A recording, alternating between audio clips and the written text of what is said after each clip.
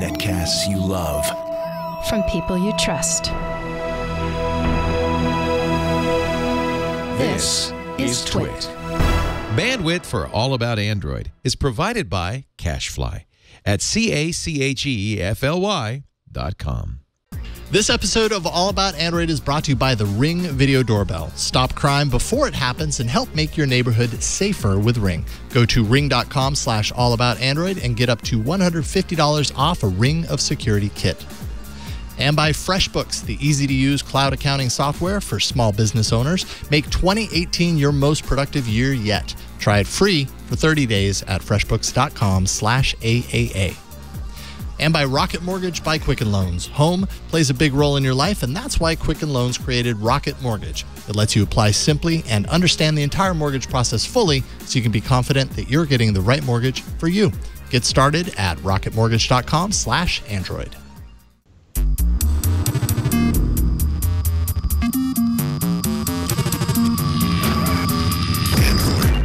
Hello and welcome to All About Android, episode 353, recorded on Tuesday, January 23rd, 2018. We are your weekly source for the latest news, hardware, and apps for the Android faithful. I'm Jason Howell. And I'm Florence Ion. How's it going, Flo? I just want to note that before the show today, we did try some Oreos and that they've already been promptly returned. Yeah, they've returned. They were lemon Oreos. They were lemon. You can see the results of that at the end. Although, you really should take the overhead shot.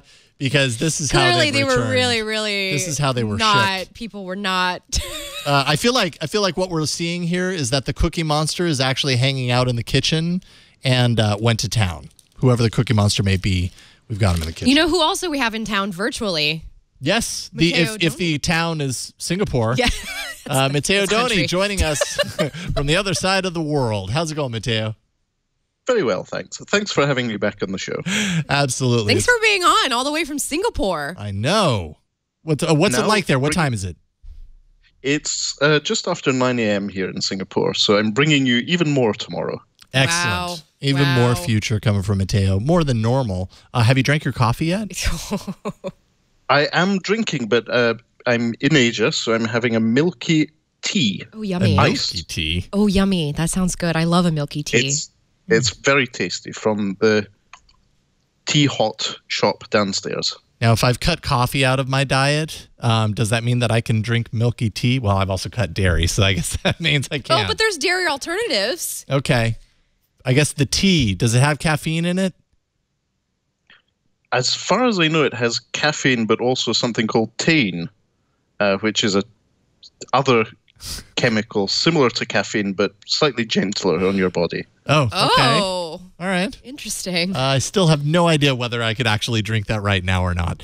But I'm happy that you're taking one for the team. And Matteo, it's always awesome to get you on coolsmartphone.com. And yeah, Ron's not here today. Of course, he is apparently on vacation.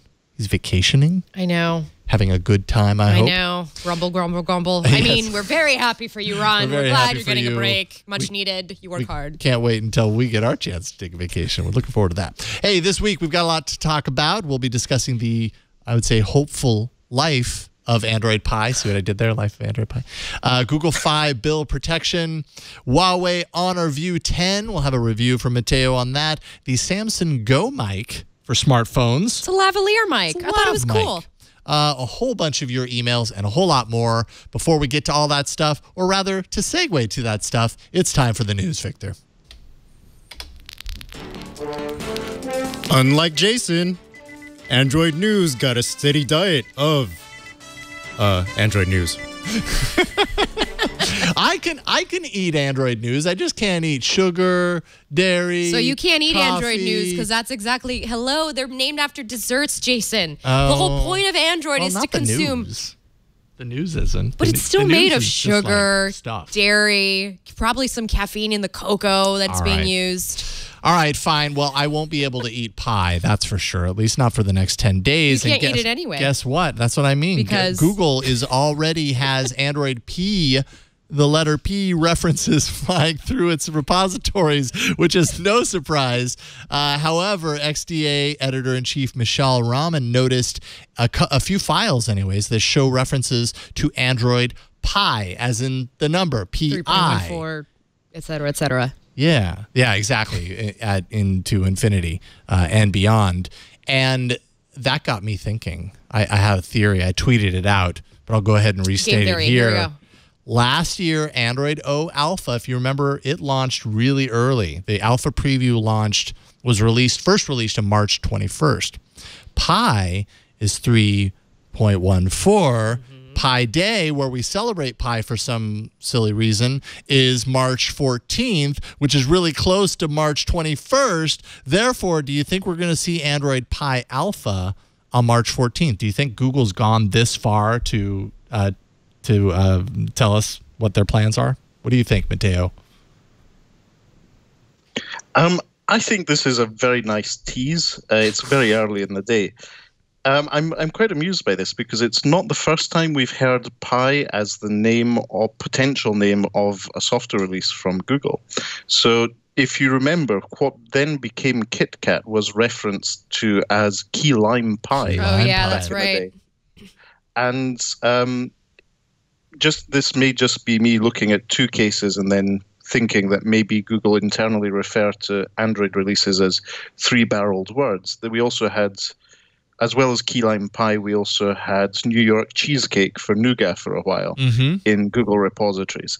So who knows? Google have got good at teasing us. I believe at Google I/O last year, they were handing you bottles of Orangina, Oreos, and oranges. In our interview, even. Yeah, in our interview. Oreos were there, and that's what it ended up being. So, and I think prior to that, I just kind of always assumed if they were ever teasing something, that's not actually what it's going to be. But this time, they kind of proved us wrong. And it is Pi. It is 3.14. Right. So, but it seems too soon. It seems too soon. It feels too soon, but I mean, it felt too soon on March 24th or 21st when the Android O came out. I suppose it's true.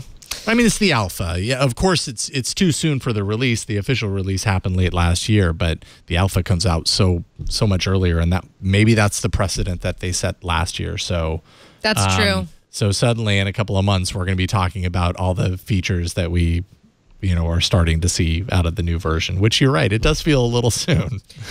Well, it is a little soon, especially with this next news item, which is that Android 8.1, which I think we can safely say a lot of people are still not on. Yeah, it feels a little soon because most people don't even have the current version. Have the current version. Yes. But yeah, if you have the current version of Android 8.1, there's a new feature that's useful for checking the health of Wi-Fi access points before you connect. So Wi-Fi, those access points, they will show one of the following, whether it's very fast, okay, or slow. Slow will be fine for things like text messaging, Wi-Fi calling, basically what you would do with an app like WhatsApp, which is low latency and allows you to do that sort of thing. Okay is fine for browsing or streaming music. So if you need to listen to Spotify and you're in the mountains, if there's Wi-Fi in the mountains, that's amazing. So thank you to Lumberjack Joe for offering that for the rest of us. No kidding. While fast is fine for videos and very fast is for high quality videos for that crispy 4K content.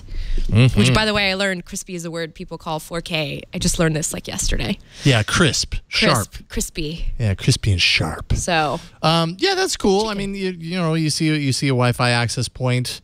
Nice to have a little bit of extra information there. Some people might be concerned with the data or the information that's kind of tied to that. And thankfully, apparently with 8.1, the administrators will be able to control that. So if someone has a Wi-Fi access point and they don't want it to telegraph, the speed or the health of the connection, they can choose to not have that be done for whatever reason. But as a user, it's really nice to know that when you're connecting, I suppose. Versus connecting to a little symbol that's only half filled and realizing that none of your dreams are coming true on that Wi-Fi network. Yeah. No dreams are happening. No. None. Are dreams happening for you, Matteo, or are you fading away? Because I see there's a connection error underneath your face, and I'm worried. My Wi-Fi connection is ironically low at the moment, but my speed is very high. Who knows what's happening? You need Android 8.1 to tell you about the health of your Wi-Fi is what you need. If you were on the current version, which... So I take it that from Petaluma, I'm not crispy. Actually, you're looking pretty crispy now. It went away. It's like it knew we were talking about it, and it decided to change course. So I think you're good. Google Fi, or Project Fi, rather, has some new changes, and I actually think I might jump on the Fi bandwagon. I think I'm going to officially do that. It's time. Basically, it's an unlimited plan for $80. As you know, with Project Fi, it's not a single price plan. You pay $20 for unlimited calls and texts, and then $10 per gigabyte of data. You pay more or less for the data that you use, and then at the end of the month, I think they do some math to kind of give you back what you didn't use or fold that into the next month. I'm not entirely sure how that works specifically, but something along those lines. But before this change, before this bill protection was in place, $80 would get you 6 gigs. Because $10 per gig on top of the baseline. And then if you continue going on with more gigs of data, you just continue being charged $10. Well, now they're capping that at 80. So once you get to 80, you have you're not paid per gigabyte anymore. You might be throttled on some of the speed. I guess up to 15 gigs total before you're throttled to unlimited data. If you don't want that throttling after 15 gigs, you can just pay the $10 per gigabyte for unthrottled use and get it unencumbered. But I mean, that's 15 gigs. Like, I was looking at my own T-Mobile data usage. I think I get around like a gig or 2 a month, which is crazy low because I'm always connected to Wi-Fi. How do you live? It's just my it's just husband how I live. alone has 6 gigs just for his phone. But does he do a lot of driving, a lot of traveling around the Bay Area? There's a lot of Instagram. A lot of Instagram. Is he not always connected to Wi-Fi? Like, I feel like I'm always connected to Wi-Fi. It's always good to have that extra backup just in case you need to, like, I don't know, do something on the run and you just have to tether and you have to have that extra bit. Plus, we're on Big Red, so, Yep. I used to be on Big Red. What is your carrier, Mateo? How do they work this, compared to the U.S. carriers? Yeah, so I'm a customer of a network called 3 UK, which is part of the Hutchison Whampoa group of networks around the world. It's actually a Project Fi partner when it comes to roaming. So if you come to the UK with Project Fi, you'll be roaming on 3's 3 and 4G networks here in the UK. Well, back home in the UK. So I use 3 because of their travel feature. So they have a feature called Feel at Home, which means that as well as in the European Union, in select markets around the world, I pay no roaming charges whatsoever. I use my allowances just the same as if I were at home. So Singapore, luckily, is one of those places. Hong Kong, Australia, New Zealand, a whole selection of countries, including the US, are part of this. So when traveling, sometimes that's a decider. If I find cheap flights online, one of the things I'll say is, well, when I get there, do I need to buy a SIM card? If it's part of 3 at Home, it will be one of the decisions that makes me say, well, I'll go there because I don't have the extra cost of buying a new SIM card when I arrive. And when you have to buy a new SIM card when you arrive, how much does that run you? Generally, typically? It depends on the market. So T-Mobile in the US has a very good deal for tourists now. I believe it's $30 for 2 gigabytes of data and a reasonable amount of minutes and texts, which is great for local usage. Here in Singapore, I've resisted purchasing a SIM card because I have a really good connection with 3 here. But they are doing very good 10-day tourist SIM cards here in Singapore with 100 gigabytes of data that lasts 10 days and roaming in select countries in the region. So if you go to Indonesia, Thailand, you get your roaming in the region included, which is a very good deal. 100 gigs of data? Who uses 100 gigs of data in 10 days? Like, how do you do that? Crispy video. I guess so. The crispiest of video. I usually pay like $30 a SIM card every time I leave the country because, again, I'm on Big Red and I have any international plan. Right. But I have 5 bars always, all the time here. And then is your video pretty crispy when you travel? I don't technically. I usually go into data saver mode. Oh, okay. I cut down on. That's a little preview. We're going to be talking a little bit about data saver mode later. If your ears just went, what is data saver mode? stand by because we'll dive into that a little bit more in a bit. After we dive into more fun news. More fun news if you really enjoy getting your credit card information stolen. Yeah, this is a bummer. So OnePlus, you may have heard last week, there was a news story going around that OnePlus had confirmed up to 40,000 customers' credit card info had been stolen through a security breach. 40,000 customer accounts. A malicious script captured data between mid-November and January 11th. So mid-November of 2017 to January 11th of this year, which means that if you were part of the crowd of people who purchased perhaps a 5T because heck, it was such a great buy. That's what I got right here. It's a great phone. You might be concerned. OnePlus has reached out to those affected customers, so you should know if you were affected. But if you paid with PayPal or an already saved credit card, you should be fine. So that's usually what I try to do now these days.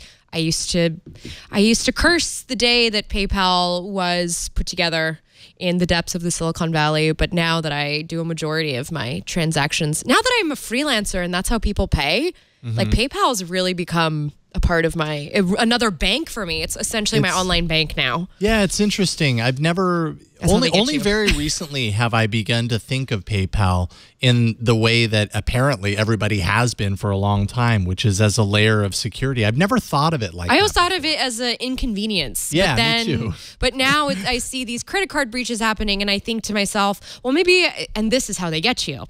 Maybe I do need that extra bit, so I should have an account through them and that sort of thing.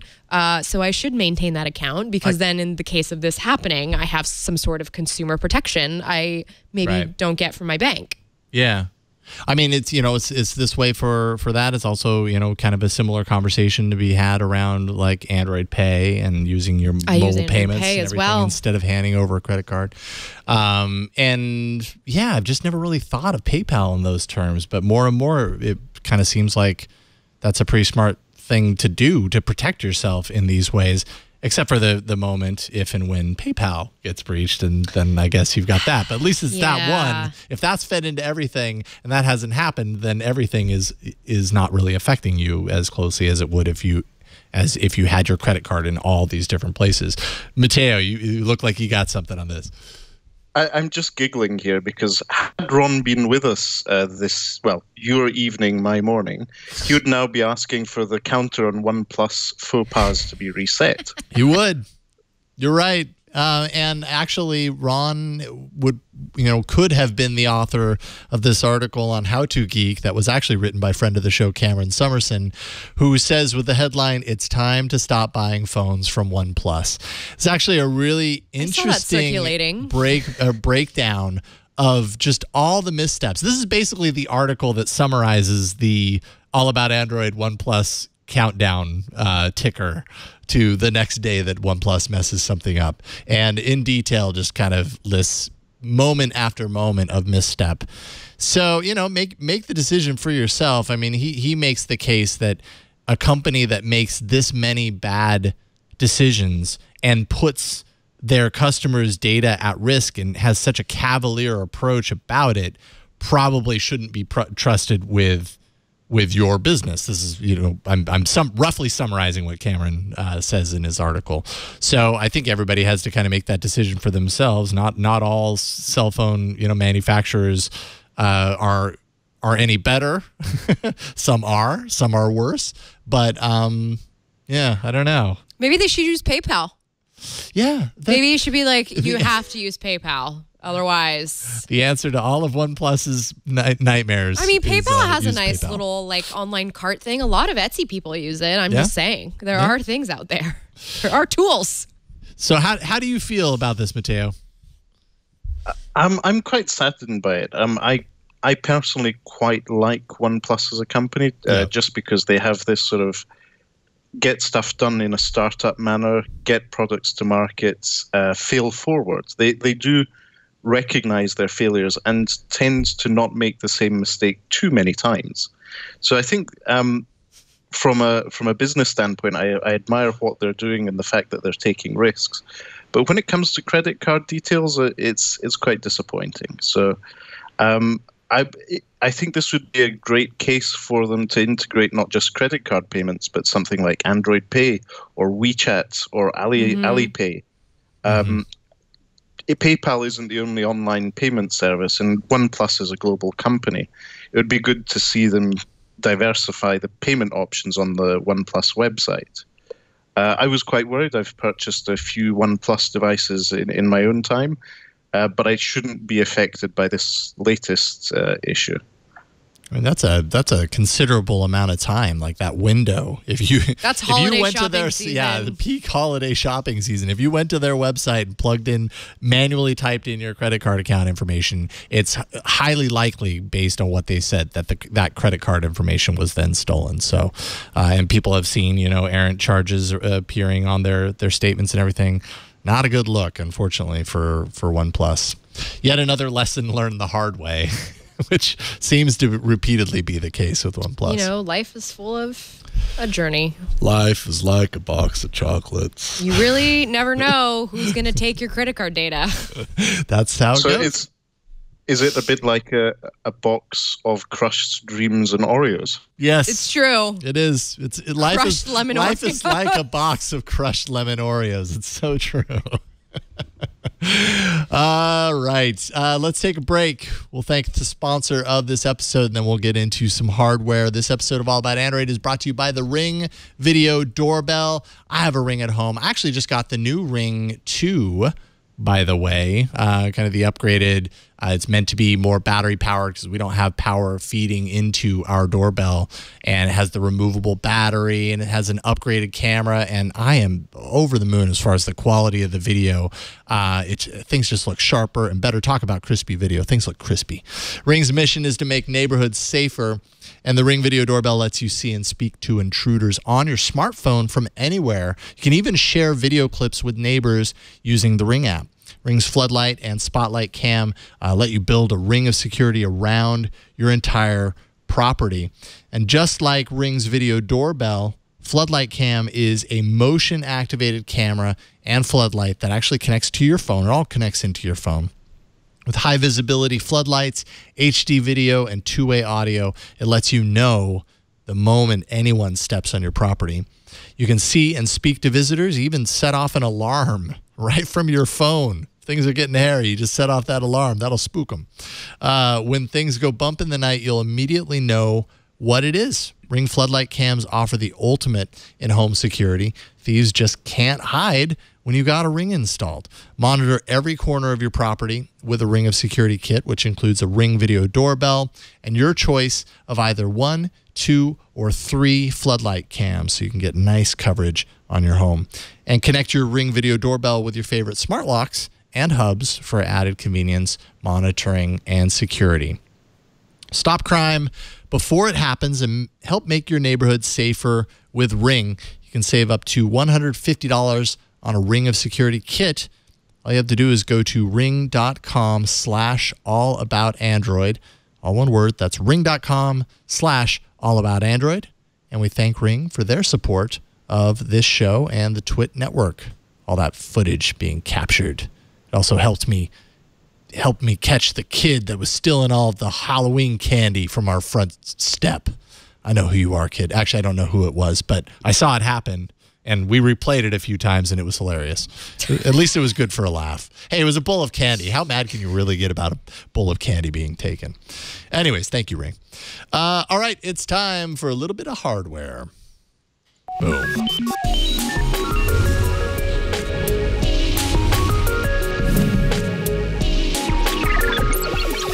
Mateo has the Huawei Honor View 10. Tell us a little bit about it. What's up with the Honor View 10? So the Honor View 10 is the new flagship from Huawei's brand Honor. They mixed up their branding a bit this year and tidied up the letters in front of numbers and made it clear that the Honor View 10 is the device that will have the bigger screen and slightly better cameras in their yearly release cycle.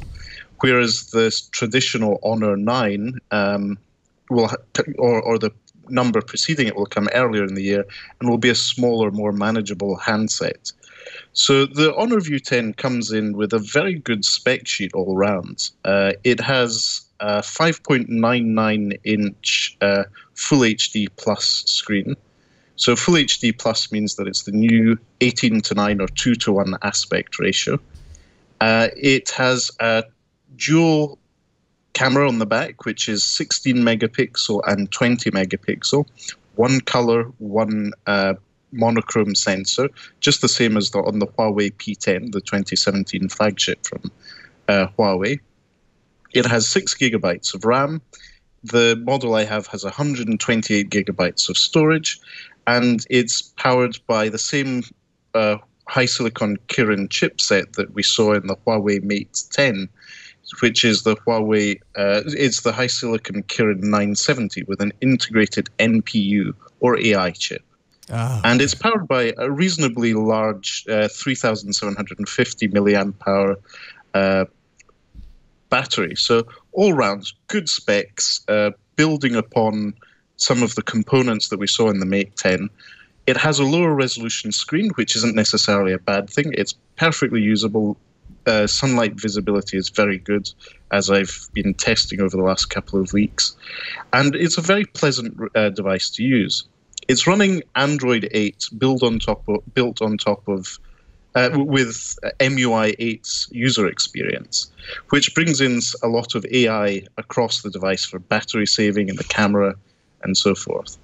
And I've been using this device for a few weeks, especially while traveling here in Asia, both in Singapore and Indonesia. And I'm really enjoying it. The camera to me, stands out as a great camera for day-to-day use. Just point and shoot works. There is some issues in low light because there's no optical image stabilization in the camera, but it's really, really nice to use. So I've published on Cool Smartphone, I've published sample galleries, so a selection of pictures that, for example, is a lychee so McDonald's good. ice cream. Lychee. It's really essentially good. everything Jason can't eat at the I want moment. to eat that right now. Sorry. But yes, the picture looks really good too.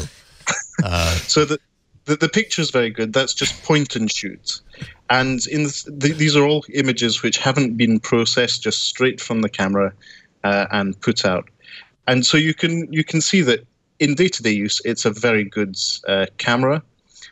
What it excels in is automatically setting the settings on the scene. So the AI chip, the NPU in the chipset, paired with MUI, recognizes the image and sets the settings for the camera automatically.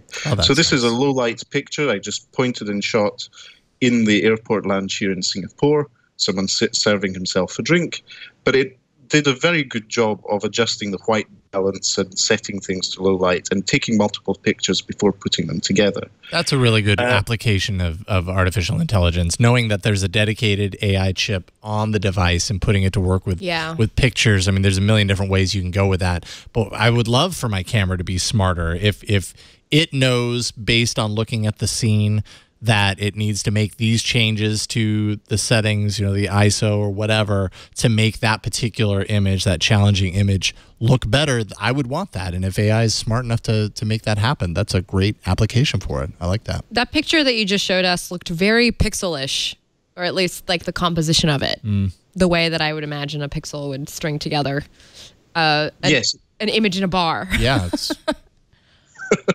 It's a very good camera for point and shoot. I have to say, it's not as good as the Pixel 2 XL in handhelds situations in low light, but for the price category, let's remember this is a device which is I believe around about $500 or $499 in the US. It's £449 in the UK. It's right in the same ballpark as the OnePlus 5T. And in my experience, the camera is truly a big feature of the Honor View 10. It does a good job of that, of the camera.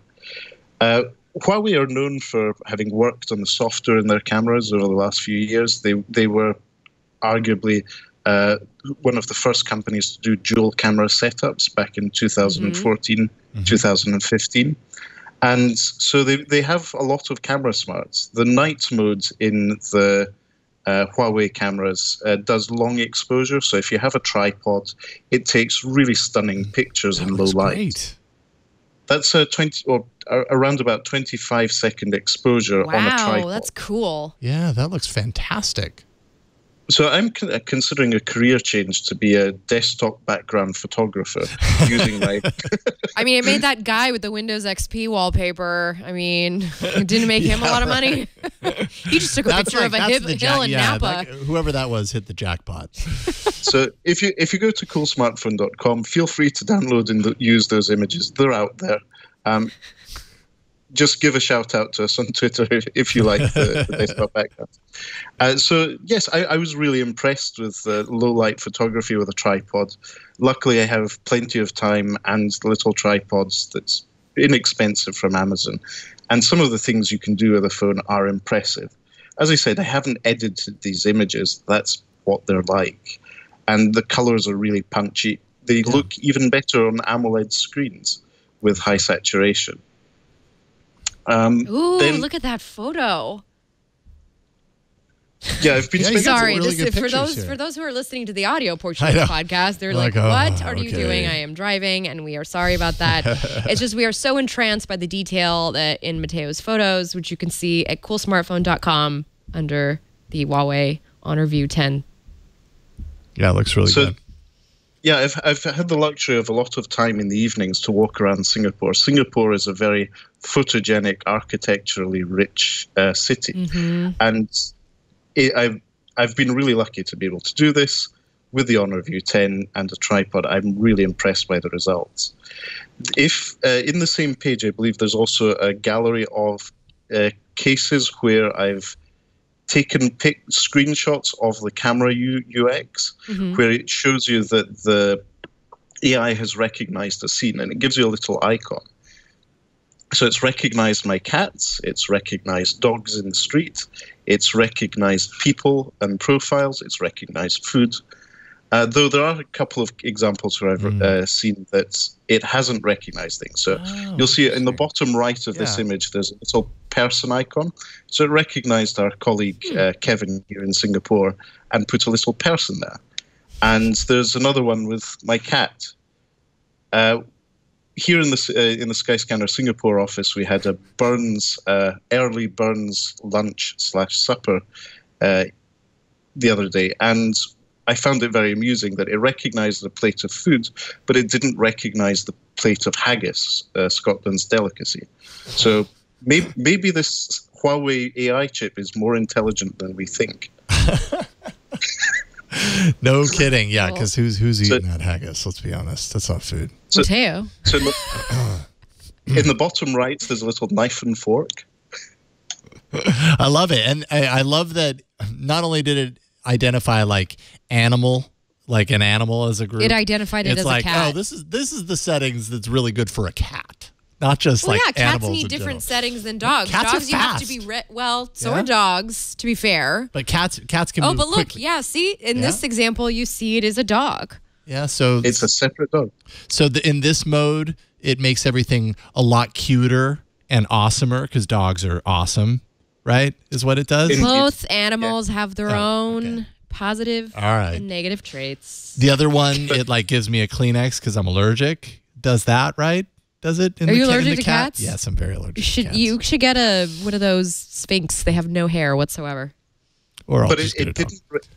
The MUI software didn't recognize a monkey whilst I was in Indonesia last week. So that if Victor can show it, there's a few very cute pictures of monkeys in that article, and the screenshot of the UI doesn't recognize monkeys as cats or dogs yet. I mean, to be fair, how often do you need to worry about shooting a monkey? I mean, in this world, you just never know. Indeed. So there's a barber session with monkeys. This was just point and shoot. It would be amazing though if it would have labeled them as humans. Yeah.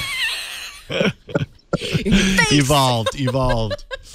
Well, that's cool. So it seems like the AI is making some meaningful decisions, and obviously, thankfully, it's giving you the readout to give you a little bit of that So extra you can see how it's confidence working and, versus see that it's actually doing something. Oh, it's a nice picture. Well, that's nice. I don't know what went into that.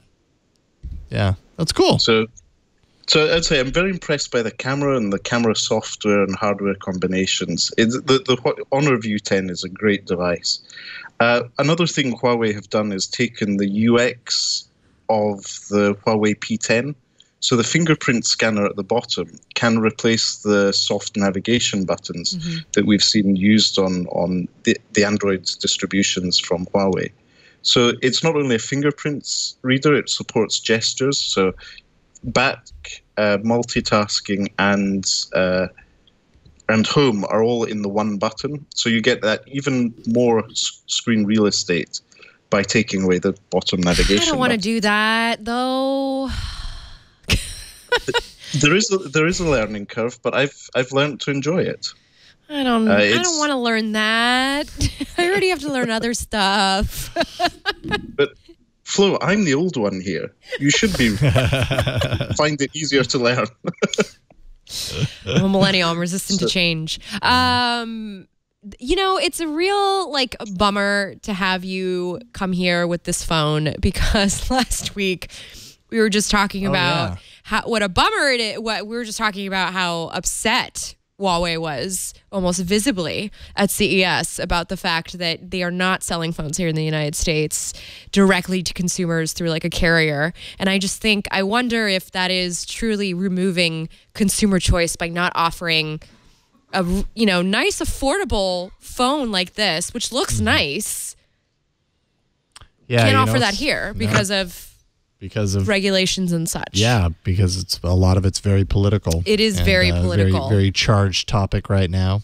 It is, and the same can be said about Xiaomi as well. Yes. There must be some reason that Xiaomi, which is amazingly popular here in Asia, or a company like Oppo, just don't sell phones in the US. I think it would increase competition and make the market more vibrant if there were more options in the US market. It would make consumers, I feel like it would finally help them realize, to see the spectrum of devices and realize how much their devices cost compared to what everybody else, or rather what other tech first nations are paying, if that makes sense. Yeah.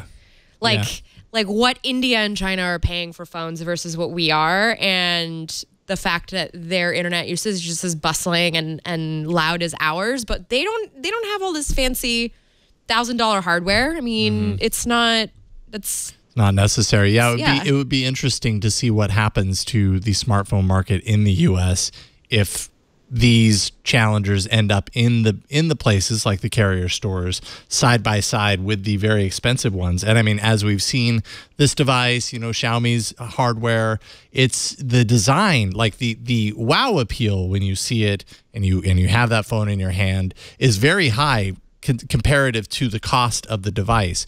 Put that on a shelf where actual US consumers are, and they're making their split decision on what phone they're going to get. I'd be very curious to see how that kind of influences other hardware manufacturers that are also on the shelf there. And I imagine that would mean lowering of price, a raising of quality of the build of the device and the features. As long as it's marketed properly, because I don't know if our communities are I don't know if community works here as much as it does overseas, just because of what's going on with the internet here right now. I would also caution, it's a great idea to have those brands in the US, but it's significantly different in terms of how these companies operate as business models.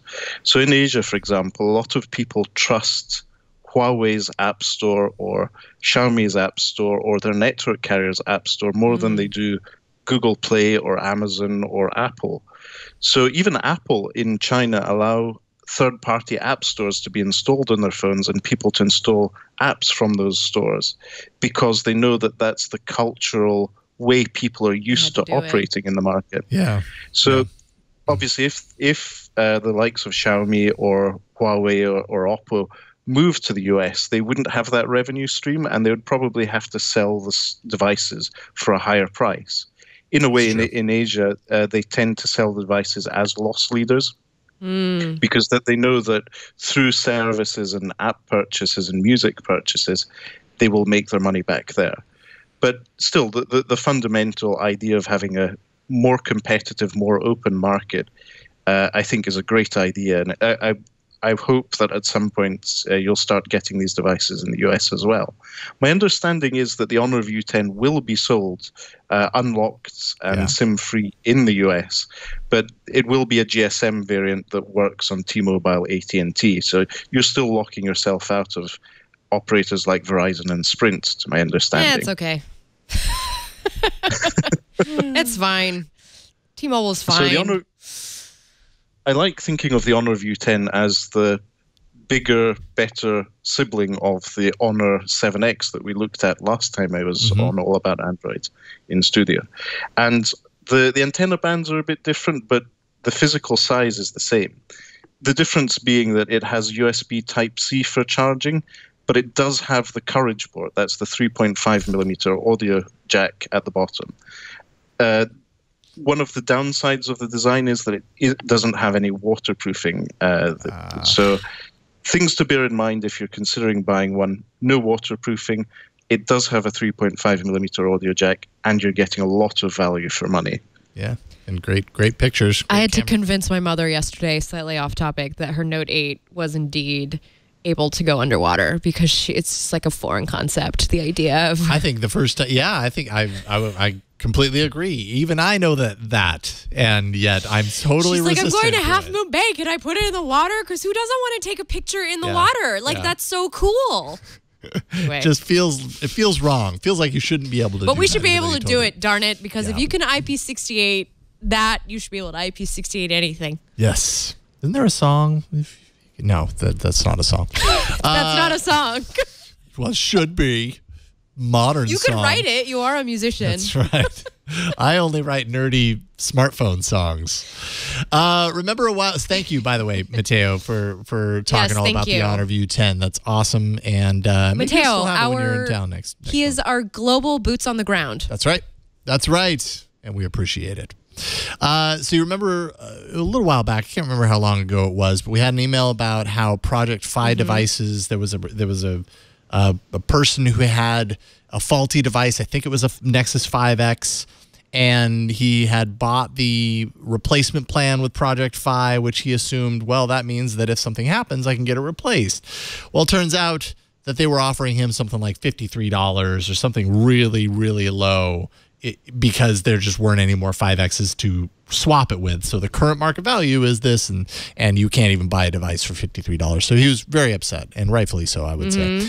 I understood anyway. I understood both sides. But anyways, Nexus 5X devices now apparently are covered under the Project Fi deductible to be replaced. Instead of being replaced with a 5X, they will now be replaced with a Moto X4. That's how you do it. Which is, I would say, that's a pretty good swap. This is the Android One Moto X4.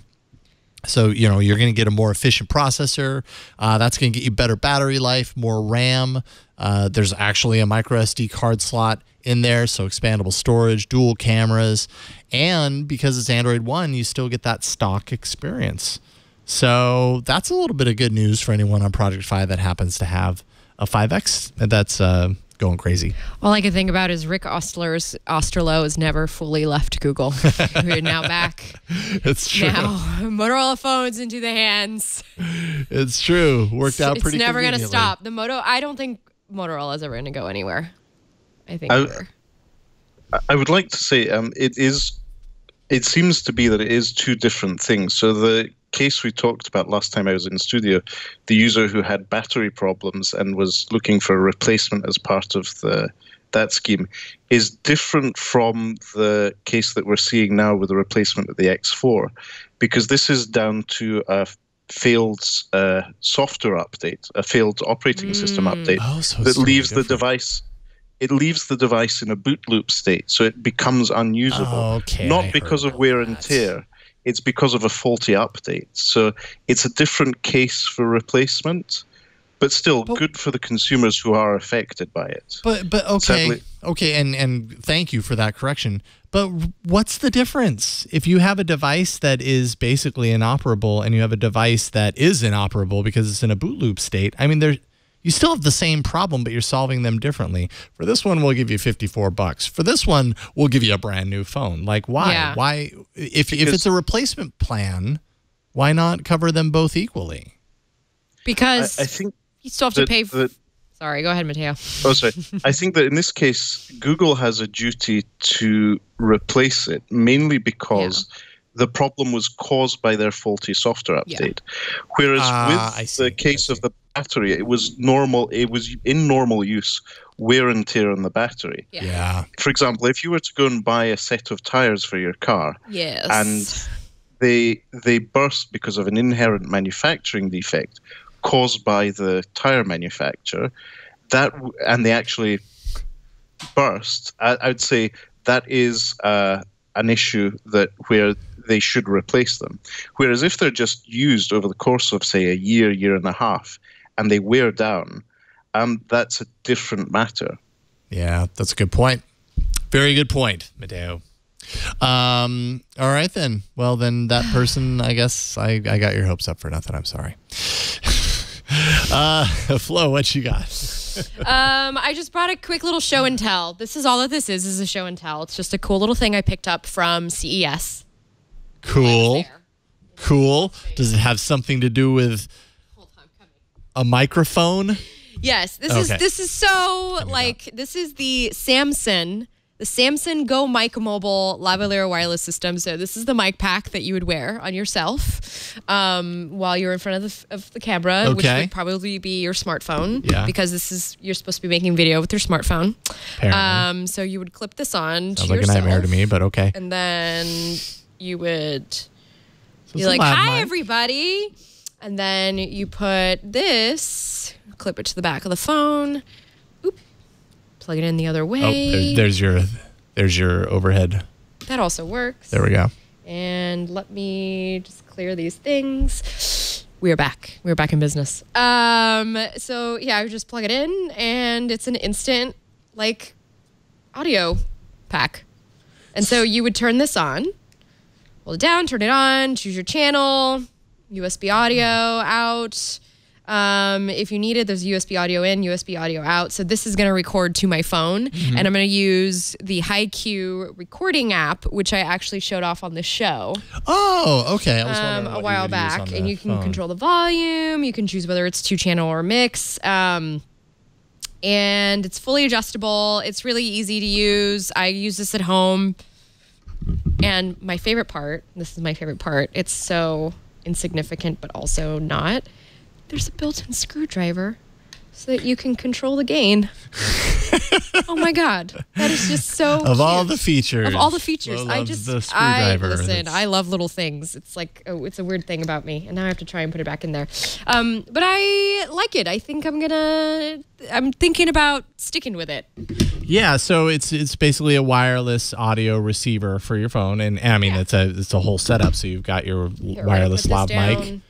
With the pack for the talent, as they say, in air quotes. And then the receiver that you clip to your phone, bring that audio in, and that's awesome. This is the box that I have open. It comes with different cords. Different cables. Micro USB for those of you who might be on an older phone. Lightning for those of you who happen to be watching the show and have iPhones. And USB-C, which is what I was using in the Pixel. And it works great. I haven't tried using it with a laptop yet, though. So I haven't tried using it with the Chrome OS yet, but I will try that this week. I'm just kind of playing around with it for my own little at-home on-the-go setup. It's about $250 on Amazon. Yeah. Okay. Yeah. So that's not cheap. It's not, but the quality of the audio is really. I mean, if you're shooting your own video and what I've been doing is I've just been testing some stuff at home, but I've been shooting with my DSLR, turning the audio off, and then having this as my audio and syncing it on Premiere Pro. Now, one question I have about this, because I'm sure a lot of people would want to do this, is if you've got this channeled into the phone for the audio recording, what was the app name? HiQ. MP3 recording. Can you also have the camera app open recording video on the same phone, or is it just making the phone a dedicated audio recording device? So the way it works is if you're doing it with your phone, if you're doing the video with your phone, then the recording would come through your lav mic on the video recording. Oh, really? Yes. So it actually is able to route it like that, and so that it's all synced up? That's nice. So I haven't, now full disclosure, I haven't tested it that way, but it is my understanding that that's the way this is actually supposed to work.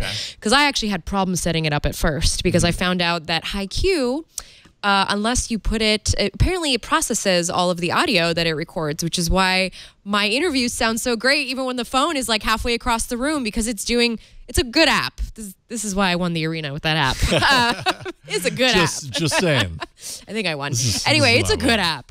But I found out I had to set it to unprocessing the audio so that it would work. Yeah. So there's a lot of different ways that you can play with it. But the idea is it is an external mic pack for your phone if what you are trying to do with your phone, or maybe this is all you have on you. I'm just trying some things out at home.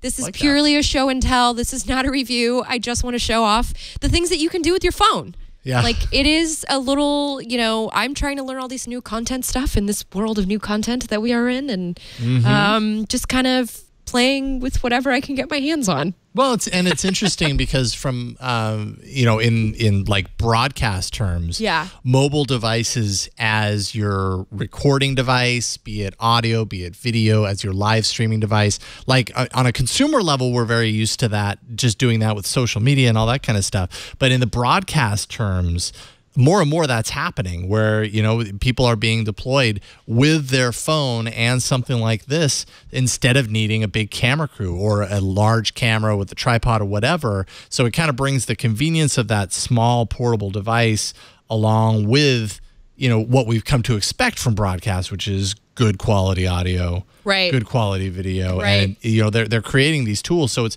becoming more respected. I don't know if it's necessarily the go-to for, a crew, NBC crews or whatever. No, this is definitely flow level style journalism here. This is not. Well, and I think, that the strengthening of the popularity of YouTube and other platforms like that, people are always looking to make, improve their quality of stuff. And this is one way to do that. Yeah. And I'm just also looking at mics too, just because the fact is that I am a mobile workstation. So I'm trying to find better mics for recording. I used to carry a separate recorder, but I actually found that my phone, with how much better the phones have gotten over the years, the microphones have become like just exactly what I need for a convention setup where maybe I'm like in the very back of a giant event and I need to hear everything because I need that recording to refer to later. Yeah. That's my backup reporting, right? So it's just it's very exciting new world of phone accessories, and anything else that's interesting I'll bring in because why not? Why not? Why not? Always got a place for it. Also, like as far as value, like if you can do this, like hook it up to for DSLR shooters, this actually fills a need gap for a lot of them because I think there's a headphone output on it also, right? Yes, there is. There's a headphone out. There's USB audio out and USB audio. Oh yeah, and a headphone jack on the side. So a lot of DSLR shooters, like they film video with DSLRs because it looks very cinematic. Right. They'll have the microphone input, but not a headphone output for monitoring. Yeah. So this one, like for $250, that actually covers two separate devices that a lot of DSLR shooters have to buy. Oh, okay. Well, yeah, as you're showing here. I think it comes with that looks like it works cable, by the way, also DSLR. in the box. I think it also comes with the aux cable, by the way. Cool. So you can do that. I'm still testing this out, so. Right on. If you're curious. Very cool. I like it. All right, so that's hardware. After this break, we're going to dive into a bunch of your emails. We have a bunch of feedback to read through. But first, let's take a moment to thank the sponsor of this episode, and that is FreshBooks. With the new year, we are in the new year. I hope you've picked your resolutions and are sticking to them some 20-some-odd days into January. If you're planning to start a new business this year, or if you're looking for a fresh start with your business accounting, You want to make sure you're on the right track with FreshBooks cloud accounting software. Maybe that's your resolution. You can start right now. Their intuitive dashboard will give you quick access to your spending, outstanding balances, total profit, and other accounting reports. You'll know how your business is doing at any given moment, and you'll be ahead of the game during tax season, which is a nice bonus. And with FreshBooks, you can send professional-looking invoices in seconds, save time accepting credit cards online, and get paid an average of 2 times faster. No more chasing clients for payments or waiting in line at the bank. You can accept credit card payment directly from your invoice that you send out. You can see what invoices have been sent, what invoices have been viewed, paid, as well as overdue and outstanding invoice totals. And you can now create proposals with rich text content, images, customizable sections, and more. So you can showcase the value you bring to prospective clients. It'll ultimately help you win more jobs, hopefully.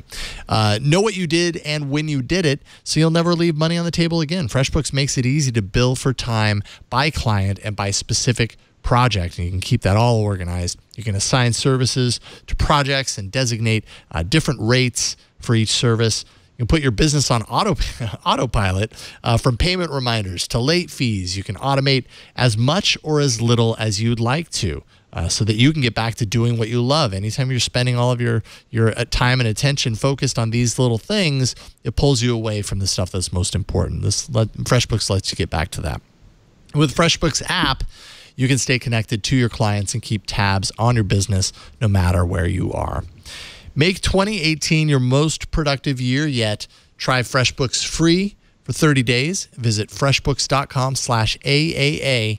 Don't forget to enter All About Android in the How Did You Hear About Us section. That's freshbooks.com/AAA. And we thank FreshBooks for their support of All About Android.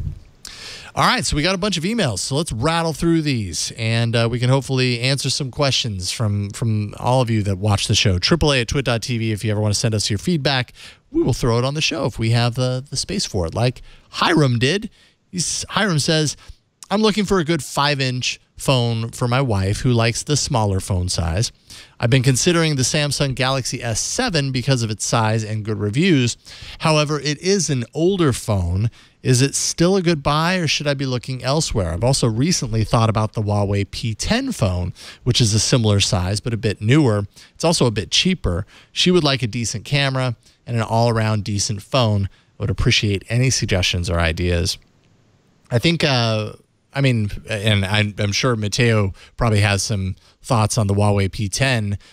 From what I understand about the P10, that would be a great option. 5.1-inch display, good camera, good battery. It doesn't support Verizon or Sprint, so that's important if you're here in the U.S. But that's a good option. And I would be remiss if I didn't mention, there's the Huawei P10. Yeah, the Moto G Plus is another good one. That's a more affordable one. And you played around with that one, right? Yeah, but I was going to say, why not just get her a GS8? It's small enough if you wanted to get her a flagship instead of a GS7. Yeah. Because the GS7 is so, it's actually, I think the GS8 is a tiny bit slimmer. Mm-hmm. So it feels smaller. For me, that feels like a small phone. Yeah, I don't really mind it. And you don't have to get the Plus, and also the Google Plus or the Google Pixel 2, the Google Plus phone, the Google Pixel Jason 2. Wishes. Yes. Which is a 5-inch display, awesome camera, about as good as you can possibly get. The best. Yeah. What are your thoughts, Matteo? We've rattled off a couple. I'm sure you have some. Yeah. So I agree that if if Hiram's in the US, I'd say the S8 is a jump up in price compared to the S7. Yeah. But it's still a good phone, and it's much newer. Therefore, it's more likely to get software updates, security patches going forward. If the S8's out of your budget, I'd say the Huawei P10 is a very good option, especially now that it's coming up to being 1 year old. You'll get some good deals on it as an unlocked SIM-free device. But if that's what you're after, you might also want to consider the Honor 9, which is essentially a Huawei P10 in a shiny blue glass body. So that's another option. And there are lots in the market, but depending on the network you're on, that may restrict you. if you're willing to import a device from China, for example, the Xiaomi Mi 6 is a great device as well. I have one. I use one on a daily basis. It even has an infrared blaster, so you can use it to turn televisions, air conditioning units, and blinds on and off and manipulate them. So there's the 5-inch phone market isn't as popular as it used to be. We're moving towards bigger devices, but there's still a lot of very good options out there. Mm-hmm. It depends on budget and how long you're looking to have software updates for. I'd say the Xiaomi Mi 6 is probably the best option in terms of longevity of security and software updates. And if you're here in the U.S. and you get her the Xiaomi Mi 6, anytime someone sees it, someone's going to go like, "What phone is that? I've never seen that one before." It will stand out. It won't look like everything else. And then Hugo Barra will appear. Yes. Hi. Hi, Hiram. I'm Hugo Barra. That's a really good question, actually. I can imagine Hugo Barra. I can imagine Hugo Barra saying, "Do you have a moment to speak about these wonderful new Facebook projects?" Yes. Well, didn't they announce they were Oculus and Xiaomi were? That was a thing they announced at CES that like nobody talked about. Oh, Oculus Go. Yes. Built by Xiaomi. Yes. That's right. Well, yeah, isn't that weird? I feel like that so I'm totally always like now radar. I just think of Hugo Barra as like the eternal shadow that is just around Xiaomi because Yeah, it's true. Do you ever think he has regrets? No, probably not. No, he just brought them he just got him a great deal. No, do you ever think he's like, "Oh man, I wish I was still with Xiaomi"? No, because he's still getting them deals. Okay. All right. They're fine. That's how he keeps his foot in the door. That's a good. That way, that's a good relationship. If Facebook there. ever tanks, he knows he can go back to Xiaomi. It's not tanking. All right, you got the next email. I just want to tap in my 2 cents worth on a topic that's come up a couple of times over the last few weeks. Some have voiced concerns about using Android Pay or Tap to Pay at retailers. I'm a Canadian privacy lawyer, and I've seen a lot of retail and point of sales breaches, including Target, TJX, and Home Depot. I don't know what TJX is, Canada. Perhaps someone can enlighten me. Your listeners should know that using Android Pay is much safer than using an actual payment card when shopping. With Android Pay, your card number is never transferred to the merchant. Instead, the system creates a one-time token that represents your card information. Tokenization. That's right. Yes. It can't be reused. If someone manages to hack into the retailer system, they can't get any info that can be used to access any of your accounts. For this reason, as a security-conscious privacy lawyer, I use Android Pay everywhere that offers the feature, keep your cards in your pocket and use your phone. P.S. Apple Pay uses the same model, from David. And, I have to say, do you know how many times I've tried to explain this tokenization to people only to have them just be like, huh? Oh, fall sorry, asleep on me. Like, what are you talking about? Because I have to always people see me, my friends see me use it and they go, "Oh, you use Apple Pay." I'm like, "No, this is Android Pay. This is safe." Yes, it uses tokenization, and they're like, "What?" But it is a great thing to know. And I've actually had conversations with employees at my favorite drugstores about these things because we always talk about the chip reader and how it's supposed to be safer, but how I'm always sitting at the station waiting 5 minutes for my bank to say it's okay to take the money out of my account so that I can buy this 3-pack of chapstick. It is way faster to do with Android Pay. And now we know from Dave, the Canadian privacy security lawyer in Canada, it is safer. Thank you, David. Thank you, David. Man, anytime I try though, I mess it up, and okay. Really? I use mine for everything. I try it and it just doesn't work, and then I get frustrated really quick. I use mine at Costco. I put my Costco card in there. You've heard me talk about it before. My membership cards, I get my Starbucks that way. I don't know what's wrong with me. The mobile payments and me just don't work. I'm doing the Switch, so I have the iPhone here. The Switch that will not be referred to. I'll refer to it right now, and then I'll stop. So I have Apple Pay set up on here, and I was legitimately at the store thinking that I didn't have my wallet with me and that I could finally use Apple Pay, and I tried to do it and it didn't work. I'm like, what is wrong with me? Apparently, is it possible I'm just you really don't bad at this. know where the coil is? Because I usually go like, hover until something vibrates. I just go, "Ooh, please work, please work, please work." I do the please work dance every time I take out my phone. I do still do that. Yeah. I hate the uncertainty of not knowing whether it's going to actually work, and then I'm going to need to still find my credit card. You could ask for an IOU. It's a small town. That's what I do. I'm not sure that would work. My small town. I have a lot of tabs going around the town I'm from. Yeah. I don't know. Not part of my habit. Is it part of your routine, Mateo? It is. I use Android Pay on one of my main devices that seldom changes. So at the moment, the SIM cards and the phone number that I've associated with various accounts, but also with Android Pay, is my BlackBerry Key 1, which is still a great device. I forgot he has one of those. Great battery life. That's right. So I use this especially when traveling, and Android Pay is very secure, seems to work everywhere. So when I go to places like London, I can use it on the tube or the underground. Even here in Singapore, I can use it in stores, on the MRT, public transit. It's a great way of paying for things, but being safe in the knowledge that your card details aren't actually getting out there. Also, depending on what card or payment service you associate with Android Pay, you might also be able to avoid incurring foreign transaction fees, depending on who your card provider or banking provider tied to it is. That's true. It's a pro tip right there. I didn't even think about that. Yeah. I'm saving like $5 on every... By the way, why am I getting paid Anyway, why am I getting charged $5 is another story. The other thing I've been using a lot while traveling is, while it's not an Android Pay specific service, is a UK service called Monzo. It's an internet-based bank. They don't have any branches. They provide you with a bank account and a debit card, but it has a very good app with real-time updates. Anytime you make a transaction or someone pre-approves a transaction, you get a notification on your phone. And I found this particularly useful in Indonesia last weekend.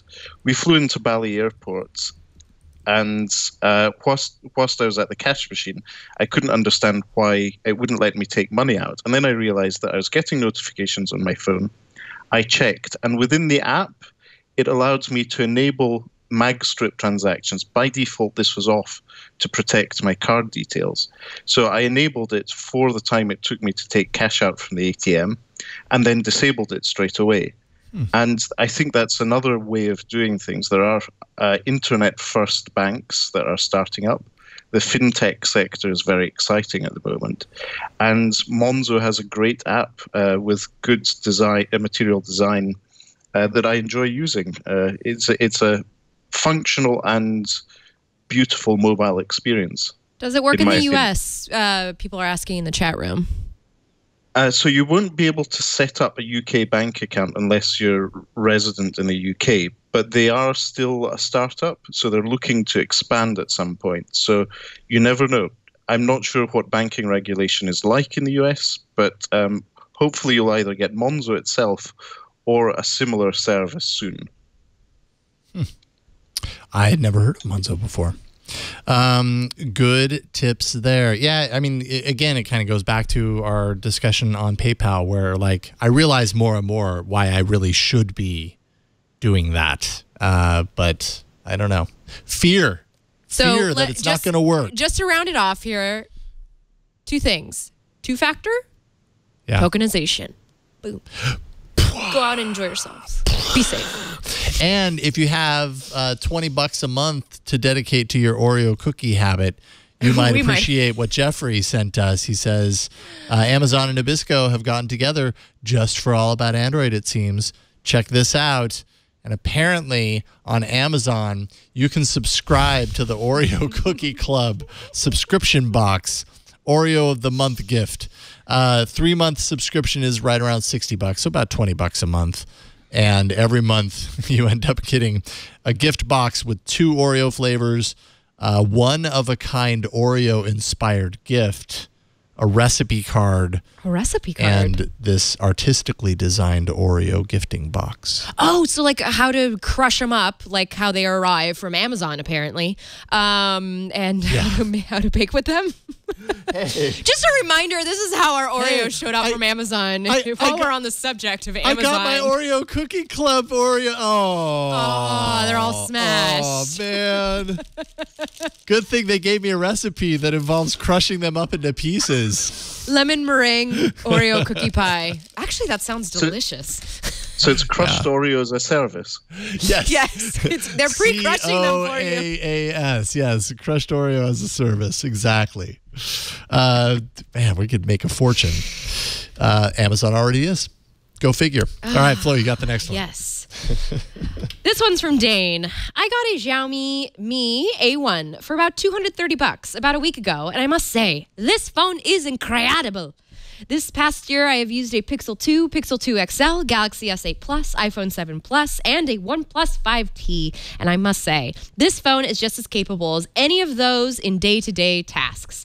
The camera is very impressive. The portrait mode does a better job of the blur than most options out there. With it running Oreo already, with the security updates, this thing is pretty incredible. They didn't actually write that, by the way. I'm making that incredible stuff up. Artist interpretation. I live in Nashville, Tennessee, and have great service and speeds with T-Mobile. For anyone looking for a great phone for unbelievable price, this is it. I hope one of you guys are able to give it a try sometime. Thank you for keeping me company while I drive, mow the lawn, and wash the dishes. Thank you, Dane. Anytime. And he did attach a couple of examples. Yes, a couple of sample shots. Of the... Oh, what a beautiful pup. Oh, that is a cute doggy. But yeah, it's a good looking dual camera shot there, I'm assuming. Anyways. I love the dual cameras on the Honor and Huawei phones. They really... I used to be a non-believer of Huawei having like one of the best. Hey, Mateo. Oh, look, Mateo, for you. It's a goat. Well done. Thank you very much. Look at the detail on that goat. Hey, Mateo, Dane's got your goat. Well, it's obviously floating my goat. We've started off on the right hoof, but yes, the Xiaomi A1. The Xiaomi A1 camera is a very good camera. I got to play about with we were talking about Xiaomi. I said Huawei. Sorry, everyone. Oh, sorry. It wasn't on the same track mind as everyone. But yes, the Xiaomi A1 is a great device. I got to play around with it in the Xiaomi store here in Singapore. And from what the staff in the store tell me, it's still selling very well, despite not being the newest device out here in Asia. So good value device. I'd say the only thing, it doesn't have NFC, which might be a blocker if you're wanting to use it for Android Pay, but amazing value and good camera. Nice. Amazing shots of puppies and goats. Yeah. If you want your goat photos to look that good, I think that you know the phone you have to goat for, and that's the Xiaomi Mi A1. No kidding. Finally, Jerry wrote in to say, long-time listener, first-time emailer, we just decided to turn on the cellular on our 11-year-old daughter's Galaxy Note 5. However, she has been a data-burning demon, and I was wondering if there was a way to limit apps to only use Wi-Fi as opposed to cellular. I want her to be able to use specific apps, but want to limit them to work on Wi-Fi only, and then some to work on both cellular and Wi-Fi. Any help would be greatly appreciated. She's my spirit animal, by the way. She's your goat. Yeah, she's my goat. Okay, so we talked a little bit earlier about Data Saver, so I'll explain that, and then I'll explain why that's not exactly what you're looking for. Stock Android 7.0 and above, and I think you would find this, I'm assuming, on the Note 5, or you might find something very similar to it. I did some poking around. I think I saw that it referenced there. Has an option called Data Saver.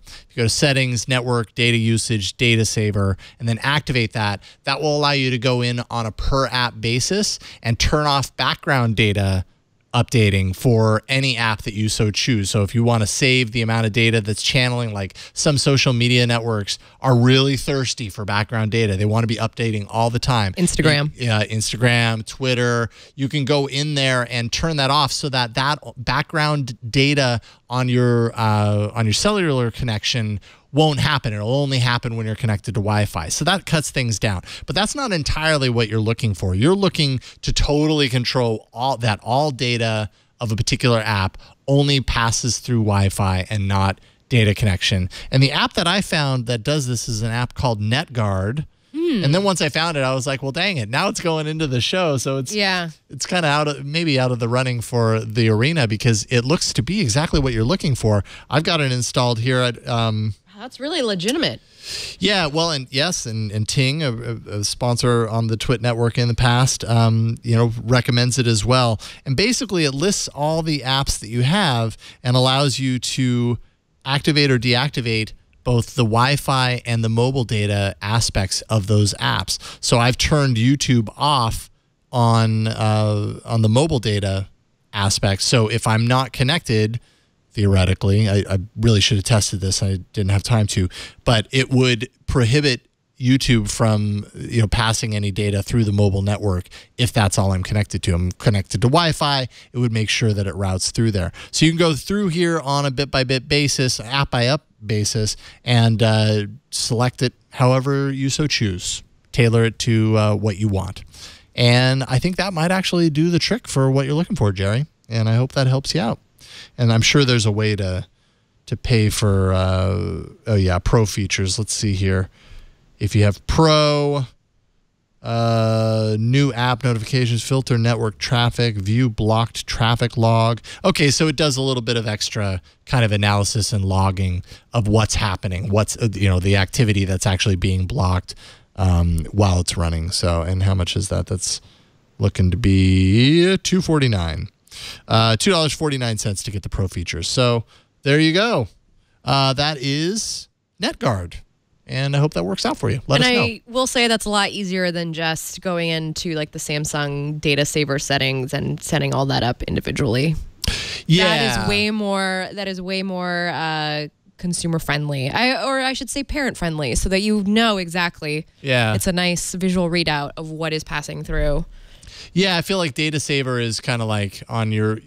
It's not quite what you're looking for, but it might be it's good. It's more of like a personal. Yeah, I was just going to say it's more like for you. For you, not for your kid. You know that you want to save on your data. I use Data Saver when I'm out of the house because when I'm on transit, I don't want everything to load all the time. Yeah. So I'd rather just keep it easy.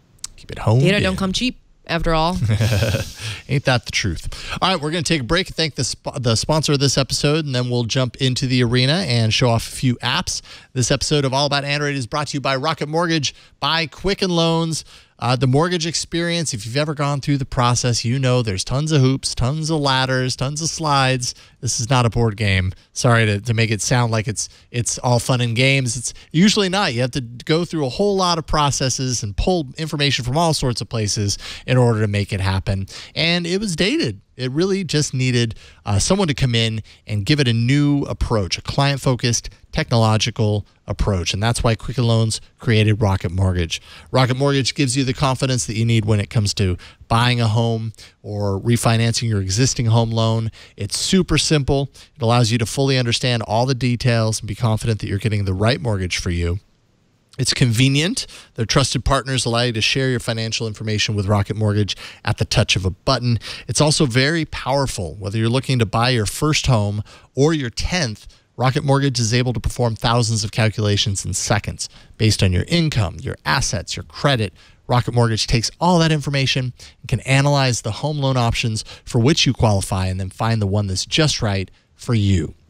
Rocket Mortgage by Quicken Loans. Apply simply, understand fully, mortgage confidently. To get started, go to rocketmortgage.com/Android. That's rocketmortgage.com/Android. Equal housing lender, licensed in all 50 states. NMLS, consumeraccess.org, number 3030. And we thank Rocket Mortgage by Quicken Loans for their support of All About Android. And now, it's time to crush some Oreos in the arena. Amazon will do it for us. Amazon wins the arena. But only one lives. Android Arena. They didn't even have an app. They just had a box of Oreos. Like, I do wonder how they ship them to you, because I got a shipment of shampoo last night and everything was taped and in their own individual bags in case they spilled. Because I'm pretty certain I didn't keep track, but when I went on the Oreo Amazon shopping spree a few weeks back, there were a lot of flavors that were fulfilled direct from Amazon, and there were other flavors that were fulfilled through third-party So then perhaps sellers. I'm speaking out of line here. Honestly, I could probably go into my Amazon console and tell them that these were crushed to bits, and they would give me a refund. Because I don't know if anyone saw it on my Twitter feed a couple of weeks ago, I literally did get one of these in the mail, and when I opened it up from the package, it was like this inside the package, as if someone had actually opened it up. And then you don't want to eat it. It's unappetizing. Well, I would know. I mean, no one's going to eat that. I mean, it was open. Like the safety precautions were done. Like, you wouldn't have known that someone, like, how did that end up in the bag? It was literally like this, and they went, all right, time to send this out.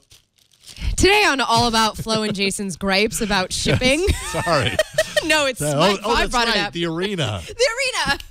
All right, this was a blowout this week, ladies and gentlemen. Was it? Proton VPN. 59% of the votes went to Proton VPN. That was Ron's app. Dang, Ron, going strong, and now he's gone. Congratulations to Ron. String.io and Headspace tied for 14%. So I guess that puts, let's see here. And then Kodak Pro was barely behind at 13%. Wait, no. Kodak and Headspace, 13, no?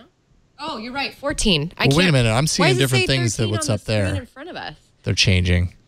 Doesn't matter. Stop voting. Whatever. I'm just kidding. There we go. Oh, I see. Okay, so anyways, So I String.io lost. and Headspace. Is what we're coming, the conclusion we've come to here, which is fine. It's just the beginning of the year. Yeah, no big deal. Wade County in the chat room does have some details that I can share. Thank you, Wade County, by the way, for doing that. This week is through week 3. Ron is at 10. I am at 9. Guest is at 7. And Flo, you were at 3. I was gone. You were gone, right. And Ron's gone this week. And I don't know when I'm going to be gone, but someday. Someday. So, yeah. So there you go. All right. So you would go first then, Flo.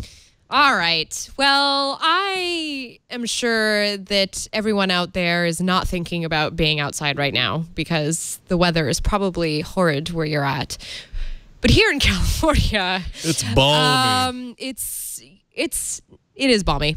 But put on a few layers, and I haven't really been too enthused with going to the gym or really practicing indoor. I've just been very interested in being outside. So I downloaded View Ranger, which is it starts out as a free app, but basically what it does is it helps you find places to go for a slight hike. I'm going to actually turn down the brightness on this because this seems to be a little too bright. So what we have here is, I'm zooming in on where we are here in Petaluma. What you see, this big black line right here, is actually, those of you may have heard, for those of you map heads like me, it's the Smart Train route, which is the new little train that goes between Marin County and Sonoma County. That's just one of the layers of maps that you can show on View Ranger. There's also the ability to download custom offline areas. So if you're going somewhere that's maybe rural, you can pinpoint that in and download it. Maybe you're going camping for the weekend or something of the sort.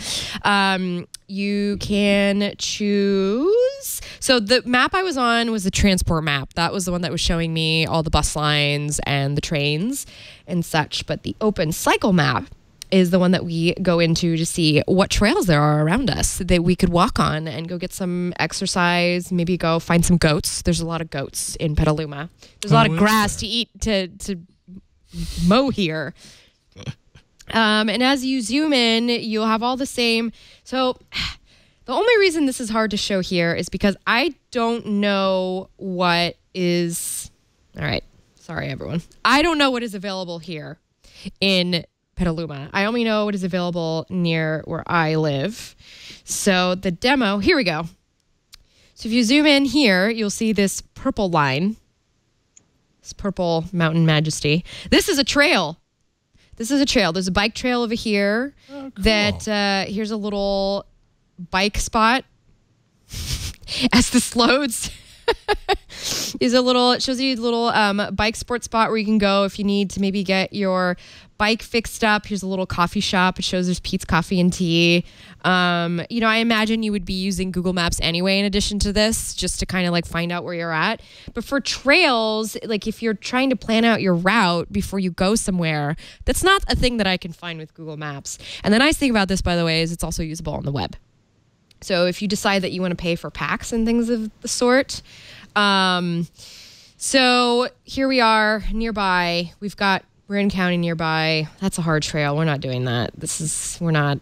Okay, curated for me. Here are routes that they think that I will love. Let's see if there's anything easy here. Oh, look, a nice, easy hike. We're going to pick that one.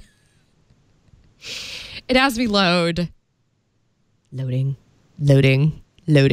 As we load, I'm supposed to be talking about View Ranger and how they have worldwide maps, street maps, aerial and satellite images, terrain maps. Can anyone submit to these? Like put their own stuff in there?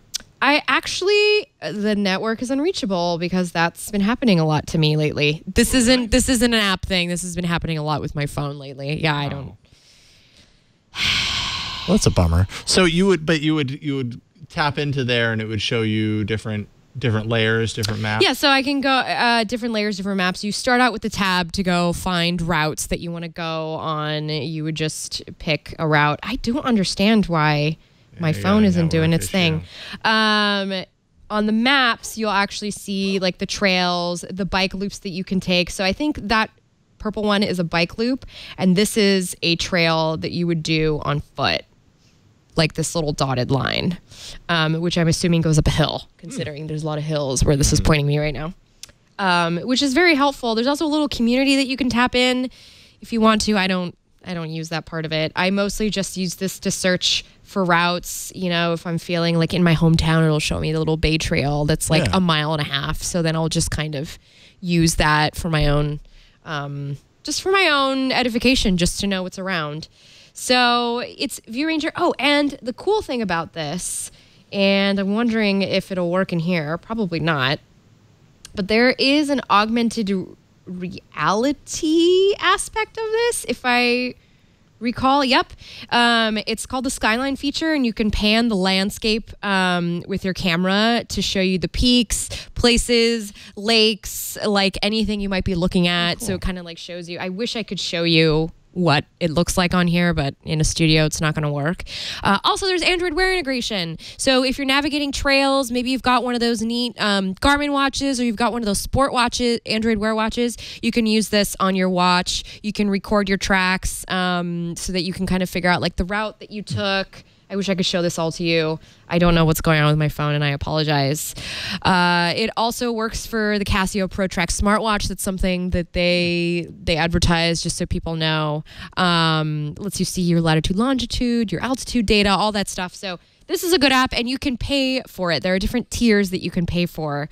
You can pay for maps per region. You could pay for unlocking all the US maps, which is like $8. Or you can just kind of go around and see what's free. I've been doing fine with just the free tier. But I'm not a super serious hiker. I'm a very I live in California. I should take advantage of the fact that I live here hiker. Yeah. You know what I mean? Right. No, totally. So it's very much a once every month or 2 months sort of thing. But it's nice to have, I uninstall and reinstall this app as I need it, as where I am at. And I appreciate it. Nice. It's a helpful little app. Oh, that's cool. View Ranger. View Ranger. Now get out there and do some hiking. You don't have to even hike. You could just go for a nice little nature stroll. You do not have to hike.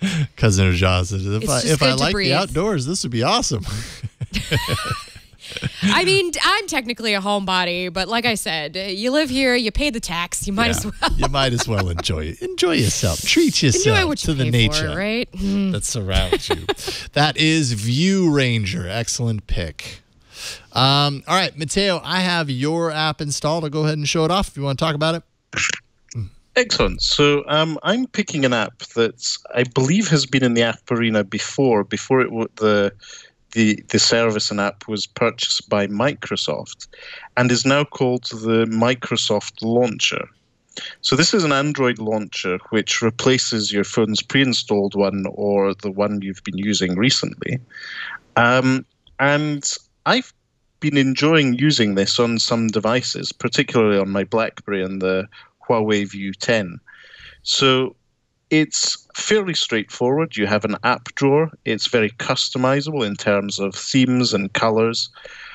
What I like about it is that before the app drawer, you have a little swipe up from the dock at the bottom, which will give you more than just your dock. It will give you a few shortcuts to frequently used apps and to some other little services. So it's an extra toggle option for quick settings, as well as to more apps in the dock, and you can access that from any home screen. And then the app drawer is nicely organized. You can decide how big or small the icons are, how they're sorted. It's just a generally pleasant launcher to use. And one of the standout features to me is also the fact that it uses Bing wallpapers. Microsoft, with Bing, their search engine on desktop, are very good at choosing some beautiful photography for their desktop backgrounds. And you get to get similar images or the same images through the Bing wallpaper picker for this launcher. And you get to also if you want to refresh your desktop background, there's just a quick button. I believe it's the colored one there, which will automatically refresh it to another Bing wallpaper image. So once with the Honor View 10, I do manage to get into this full-time job of desktop and wallpaper photographer. Hopefully you'll see my images in there as well. So it's very functional, very lightweight. I've used this launcher on some of the less powerful MediaTek-powered devices from China, and it's a very good replacement to those slightly less functional launchers that come with it. Obviously, it's a Microsoft product. The tie-in to Microsoft accounts is very strong. So if you log in with a Hotmail or Live account, or Outlook account, you will then also get slightly richer notifications. It will link out to either Chrome or Microsoft Edge for Bing search. If you prefer not to use Bing as your search engine, you can also change that as well. Whether you choose to go with Yahoo, Baidu, or Google, it's up to you. But I have to say, I've been enjoying using this, and when it came to this week to choose an app for the arena, I thought it would be good to give them some recognition, because I find it a good launcher. Nice. So it's free in the Google Play Store. Some say this may be the gateway to, or a product market test to see how it performs in the Android ecosystem, and maybe is the sign of things to come from Microsoft. They have a full Office suite. They have a very good email client. They now have a launcher. Who knows? Maybe we'll see a Microsoft Android distribution at some point in the future. Yeah, you can really see where their head would be at if that were the case. Right on. Excellent. That's Microsoft Launcher.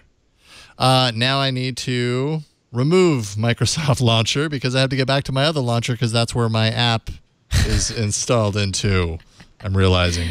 Well, I'll just go default home launcher, go OnePlus launcher, and here we are back Android. home. The joys of Android. I know, we're back home. All right. By the way, yeah. Can I just say before you get into your app? You can. I was totally going to bring this app. Yeah. And I saw that you picked it this morning. And it's totally because we totally read the same feeds.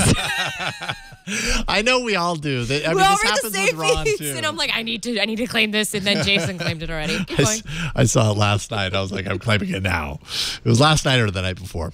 Anyways, the app I have is called Skyline, and it is a live wallpaper app for the most part.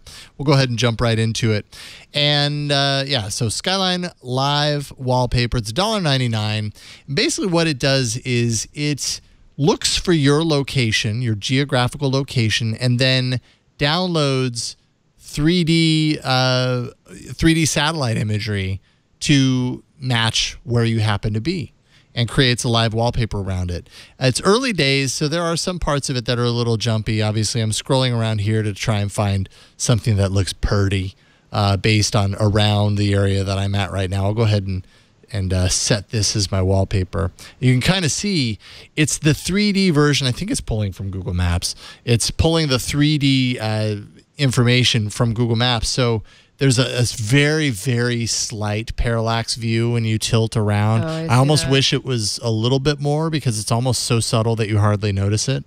But what I've noticed looking at it earlier today is that when you do that, it's not just shifting a flat image around. It's actually changing the view, the direction, looking into this three-dimensional image. So certain things suddenly get blocked depending on how you move it. So it's actually way more dynamic, and I feel like it would be better for this app if they gave you the ability to kind of tweak the amount of parallax shift that happens, because once you notice that, you end up realizing like it's doing a lot more than you probably give it credit for when you're doing the parallax, and it's kind of shifting that view. It's actually really cool.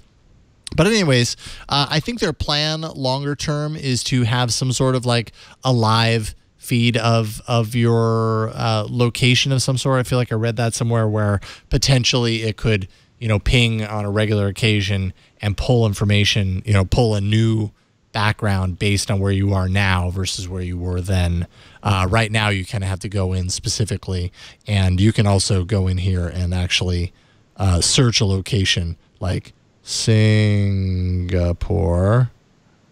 We'll go with that. Go ahead. I don't know why I'm picking Singapore. Just M. Just so happens. For no pure coincidence. Pure coincidence. You can see live tracking in there, and if you try it, coming soon. Skyline Presents coming soon. Anyways, we'll go ahead and go in here. Yeah, are those clouds? Those are clouds. Anyways, I don't know where we are in Singapore, but we're somewhere. I could even zoom in. So I want to see what it looks like for Petaluma because...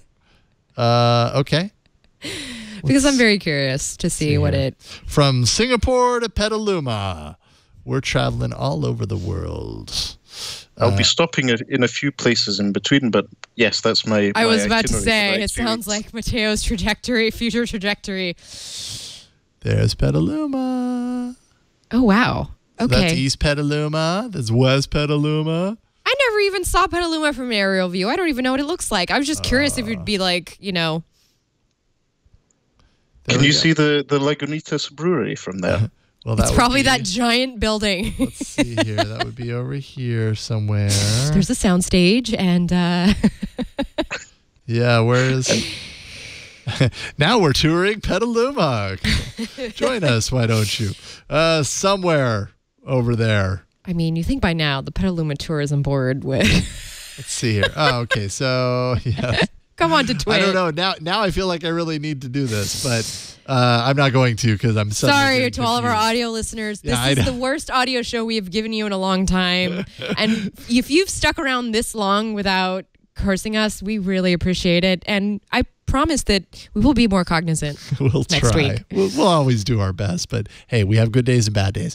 Anyways, it's a good live wallpaper app. It kind of pulls in, this map information. I think, I imagine as you get zoomed in further, you start to see a little bit more of the effect, and I was you about can really to get say, in there. well, I and- was and going to tweak it and ask. play I mean, around are with you it. looking at like your house? Because that's a little creepy. I don't know. No, not right now. idea. I'm not looking at my house right now.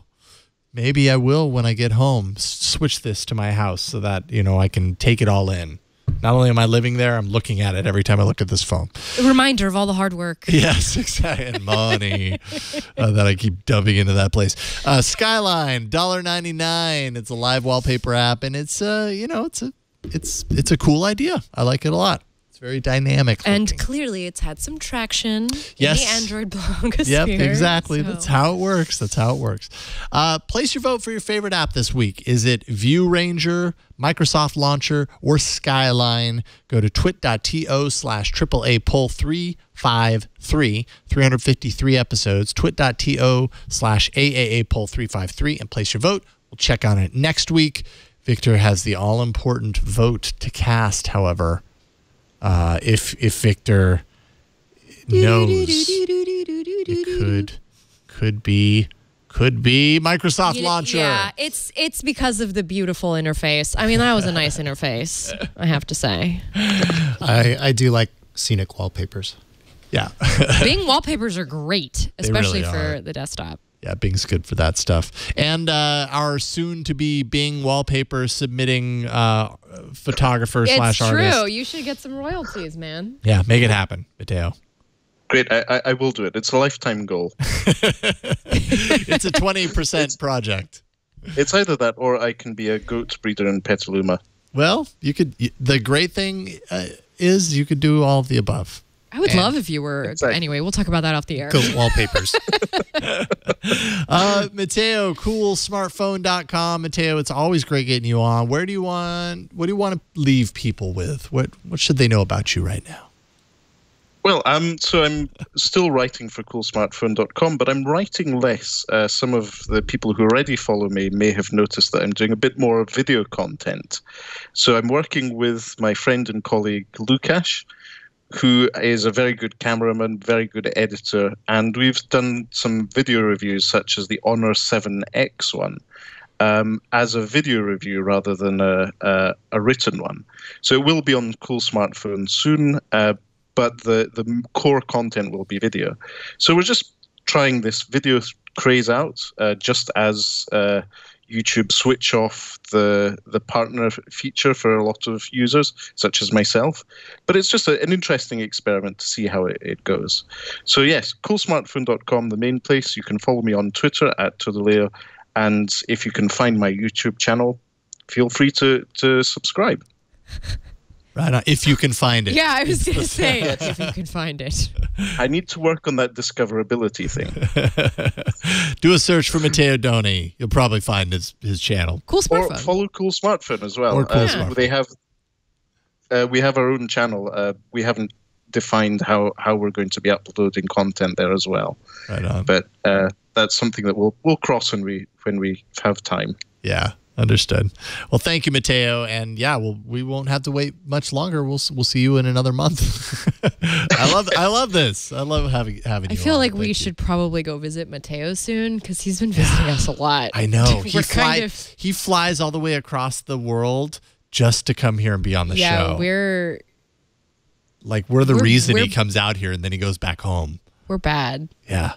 Sorry. The fact that the Twit studio is in one of the most scenic and beautiful parts of the USA, and it also happens to have very good breweries, wineries, and food. And goats. Is and goats is pure coincidence. I fly specifically for All About Android.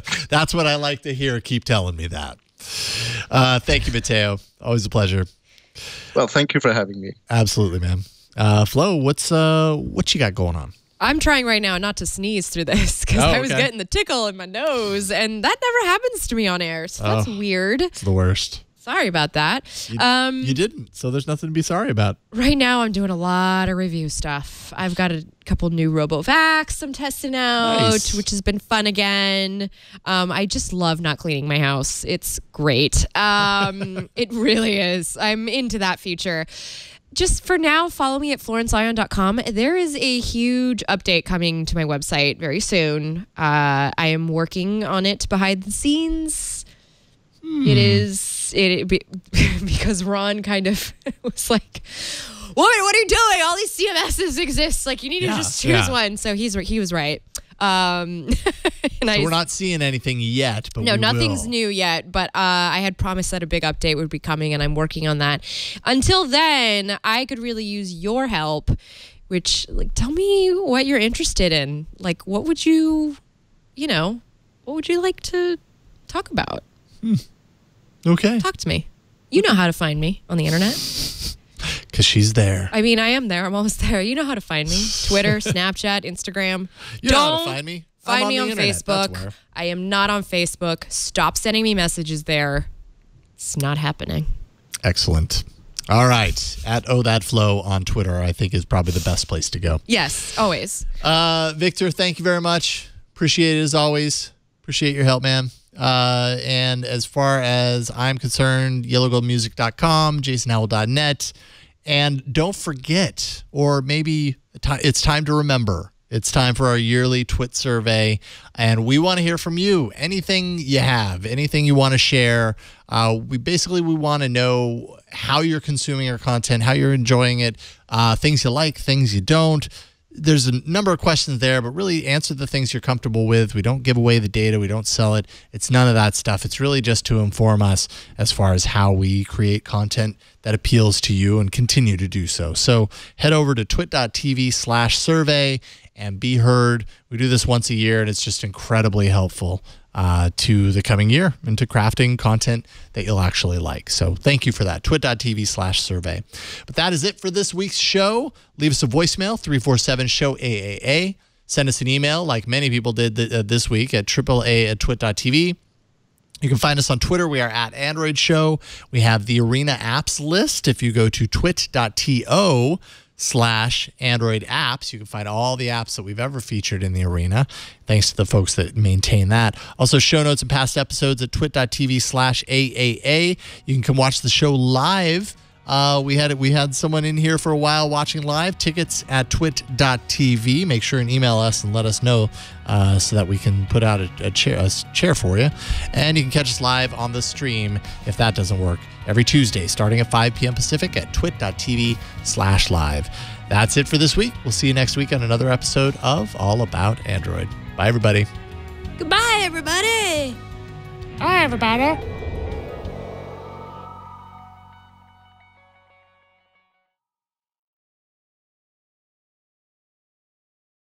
So, My husband made me go vegan for a year, so I already paid my dues. Let's do this. so I'm not eating this week's Oreos. Flo will be eating this for me. And I think you got a pretty easy flavor. Yeah, no, this is... You got a flavor that's probably going to be a home run, I'm guessing. It's lemon. Lemon Oreos. Lemon. And oh no. Oh! Got a little... There is. Got a little Victor, crumbled can we do in the an package. over-the-shoulder shot? Either me This is what you get when you order from Amazon. This is what you get. They're all just... This is Amazon? How they shipped it to you?